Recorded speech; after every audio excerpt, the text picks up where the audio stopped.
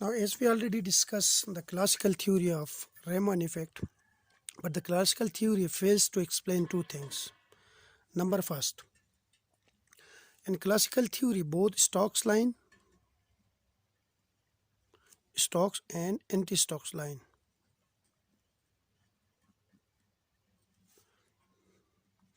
originate from same molecule. Okay,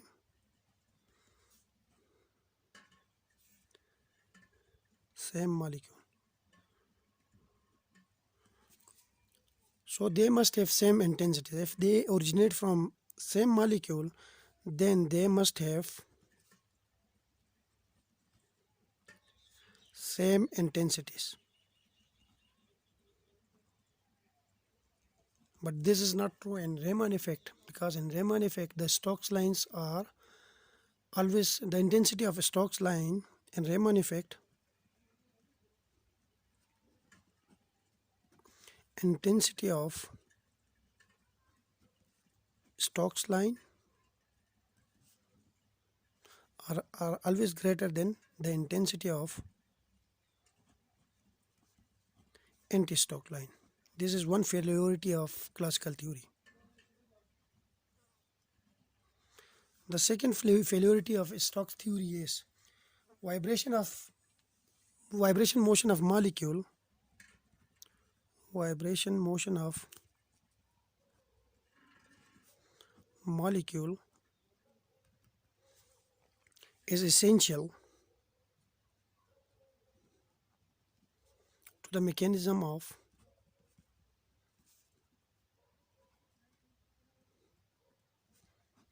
Raman scattering.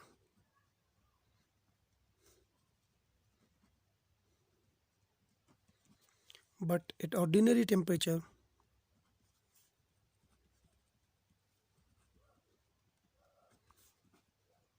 like at room temperature, vibration states are very few. Vibrational states are very few. So the classical theory fails to explain the Raman effect at low temperature. So these two failures will leads to another explanation, which is called quantum mechanical theory of Raman effect. Quantum mechanical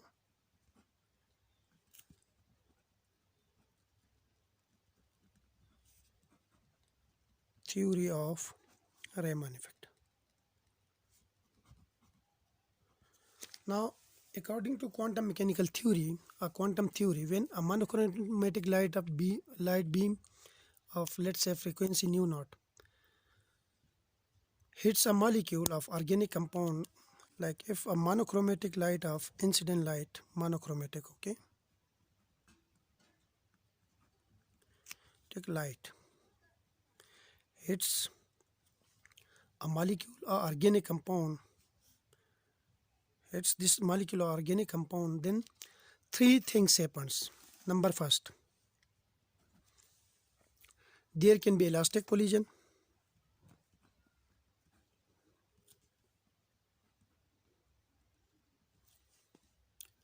Between incident light and this molecule. In this case, there is no exchange of energy between this incident photon, this is a photon, okay, and this molecule. So energy is not exchanged between these two. So frequency of scattered, if this is incident light, this incident light hits this, there is no change in energy because the collision is elastic. So the scattered photon will move with the same energy or with same frequency. This is one case. Like in elastic collision, suppose we have a molecule in incident light, monochromatic light, come with, let's suppose, with energy E naught. It hits this molecule and is scattered with same energy E naught. So we can say that energy before collision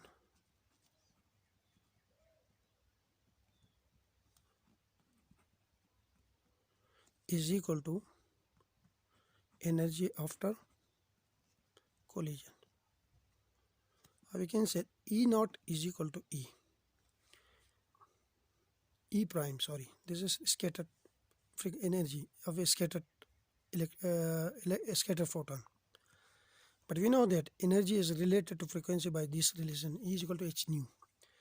H is constant, which is Planck constant, so we have nu naught, which is the frequency of incident light, is equal to H is constant, and we have frequency of scattered light. From this we can say that nu naught is equal to nu prime, because H is constant, H is same, so they cancel each other. And this is called what we call it, Raman scattering, or Rayleigh line. This is Rayleigh line. Now this is an example of elastic collision. Now there is other possibilities also. The other possibility is, suppose the collision is inelastic, like we have inelastic collision.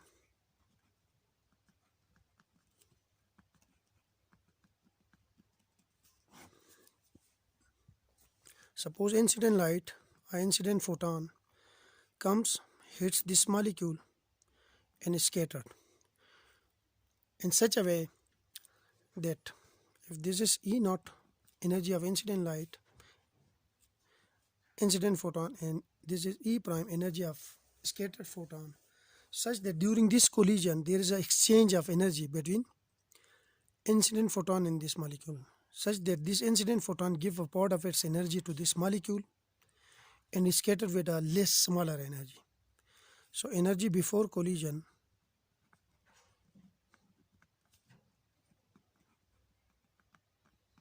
is greater than energy after collision. Or we can say that energy before collision is greater than energy after collision. So what it means, the photon comes, hits this molecule, give a part of its energy to this molecule, and it's scattered with an energy which is less than this incident energy, because a part of this energy is transferred to this molecule. So it means that the energy of incident photon is greater than the energy of scattered photon. Or we can write it as h nu naught is greater than h nu prime. H is common here, so we have nu naught is greater than nu prime. And this line which comes in the scattering spectrum is called Stokes line,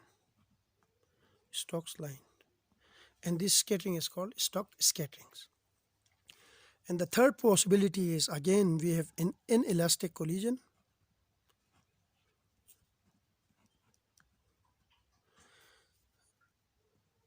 Light photon comes with energy E naught or frequency nu naught, hits this molecule and got scattered.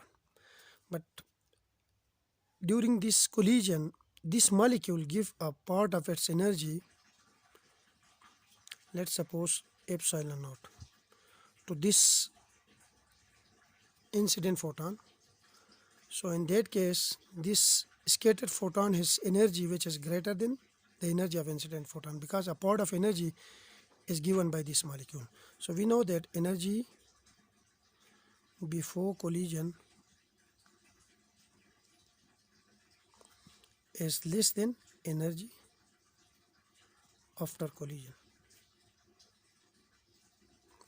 We say that E naught is less than E prime, or H nu naught is less than H nu prime, or nu naught is less than nu prime, and this is called anti-Stokes line.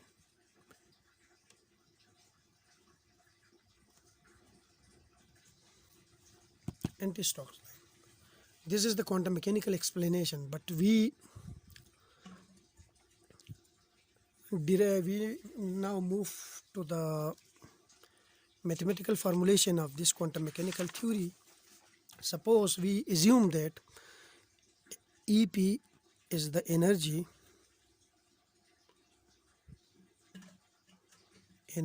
of incident, energy of the molecule before collision, energy of molecule before collision. And we suppose that EQ is the energy of molecule after collision. And we know, suppose that, assume that nu naught is the frequency of incident light and nu prime is the frequency of scattered light. A scattered photon, light a photon.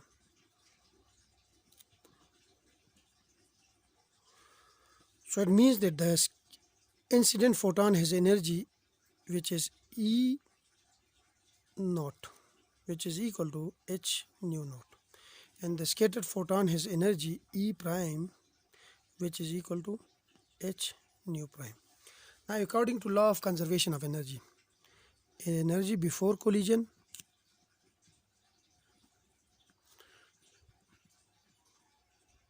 this is law of conservation of energy is equal to energy after collision. So before collision the molecule energy is Ep and the photon is coming with energy h nu naught. After collision the molecule's energy become Eq and the photon is scattered with energy h nu prime.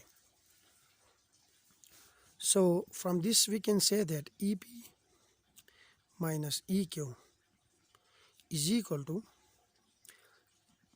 h nu prime minus h nu naught, or Ep minus Eq over h is equal to nu prime minus nu naught, or nu naught plus Ep minus Eq over h is equal to nu prime. This is the relation. On the basis of this relation we will explain the Raman effect, which I will do in the next video.